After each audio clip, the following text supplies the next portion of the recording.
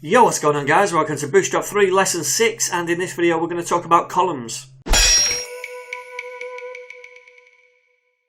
Alright then, so we already know that the grid in Bootstrap is split up into rows and columns within rows, okay? So these are the rows going across here and these are the columns. Now, we use columns to specify how much horizontal space we want a particular element to take up on a row. So for example, all these elements are taking up 1 column in width.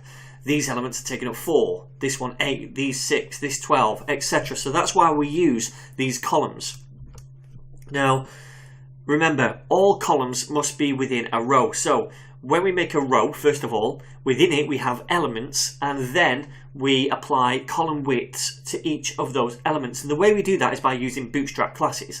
And this is just an example. This is what the classes look like. They all start with col, okay, then a hyphen, then the size. This is just kind of like a substitution, but this size I'll go through in a minute, and then a hyphen again, then the number of rows, okay? So the size is the size of the viewport which you're targeting, so whether it's small screens, medium screens, large screens, etc. And the number is the number of columns you want the element to span.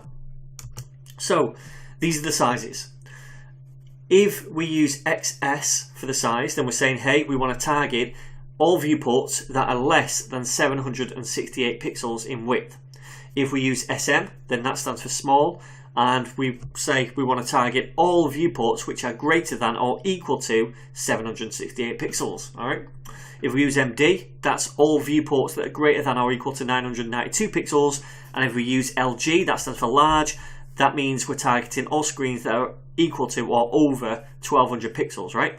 Now, the number of columns can be any integer between 1 and 12 because that's how many columns we're given to play with in Bootstrap. So here's a few examples. This could be my class on an element, right? And it's col XS12. So this means I want to target extra small devices, which is this size right here, less than 768 pixels. And I'm saying that at this device size, I want this element to be 12 columns in width, which is the full width of the grid, or the full width of the screen, right? Now, this example is saying col MD, which is medium size screens, which is anything that's equal to or over 992 pixels, right? At that kind of width viewport, I want these elements, or this element, to occupy 6 columns in width, which is half of the grid, right? So the way we want to approach this is by thinking about mobile first and going up. We're thinking, okay, how wide do I want this element or these elements at mobile? And we'll apply a class for it. Then we look at smaller screens, which is just larger than this. And we'll say, okay, how wide do we want our elements to be on smaller screens? How many columns in width do we want for that? Once we've done that, we look at medium screens and we say, okay, for medium screens, how wide do I want each element? Or how many columns do I want each element to take up? And then finally, large screens. Okay, so that's the way I would typically approach it, going from small to large. Alright then, so I've got up a simple example right here, just a simple HTML page with some styles, and then this code right here. So I've just got a div which is containing everything within 1200 pixels first of all, so that's going to be the max width of everything. Then I've got a fluid container using this class. Then I've just got one row, and within that I've got 6 elements, right? So you can see right here, and by the way, this thumb class is just my own class, just to give it a bit of styling, such as like the background color and whatnot. So you can see each of these elements have got a class, and the class is col MD2. So we know that that means that when we reach a medium-sized screen, which is about 992 pixels, I want these to be 2 columns in width, okay? Now there's 6 of them, so 6 times 2 is 12, so that means they'll all be on that one horizontal strip, yeah? So let's view this in a browser. This is what it looks like on mobile, because I said look at mobile first, and currently, because they're all block level elements, they take up the full width by default, right? So they're all currently taking up the full width, and that's because we've not reached that medium size breakpoint yet. Remember, if I look at the code, I'm saying at the medium size viewport, then apply this width of 2 columns, right? So we're not there yet. So currently they're all taking up the full width. But if you look in this top screen, top corner right here, it's going to show you the width as I make this bit bigger. And when it gets to 992 pixels, which is around about now, then it's going to do... Oh no, it's not. There it is. What width is that then? Sorry, yeah, 992 pixels. losing the plot. So when it reaches 992 pixels, it's now giving them each a width of 2 columns, okay? And they're all in that one row now because 2 columns times 6 is 12, and that's how many columns we have to play with in the Bootstrap grid, yeah? So that's fine, but what if we want to target screens like this size or maybe even larger screens like that? Well, we can do, and that's what the other classes are for. We can apply multiple Bootstrap column classes to each element. So that's what I'm going to do right now. So we're saying at medium screens, we do this. Now, I always typically start with small screens, okay? So what I'm going to do is say col extra small, right? That's the smallest screen available. I want them to be 6 columns in width, right?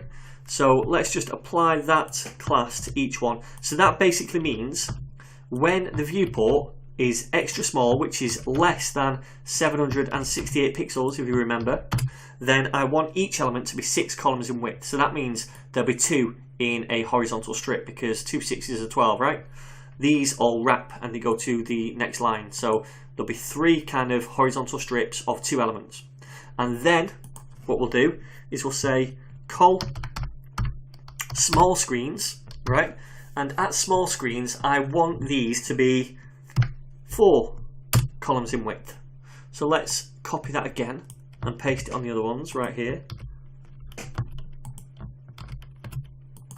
And basically what I'm saying here is when we reach that first breakpoint, which is at 768 pixels, anything above that or equal to it, then I want these div elements right here to take up 4 columns in width. So then 4 plus 4 plus 4 is 12, so there'll be 3 elements in each strip, right? And then these wrap onto the next line, and there'll be 3 elements in that strip.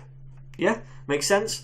Then we've already got the medium one right here, where it's 2 columns for each element, and then we could do another one for large if we wanted to, and say we want each one to take up 1 column in width. But I mean, we've only got 6 elements, so that would only take up half the screen. I tell you what we'll do this and we'll double up the elements.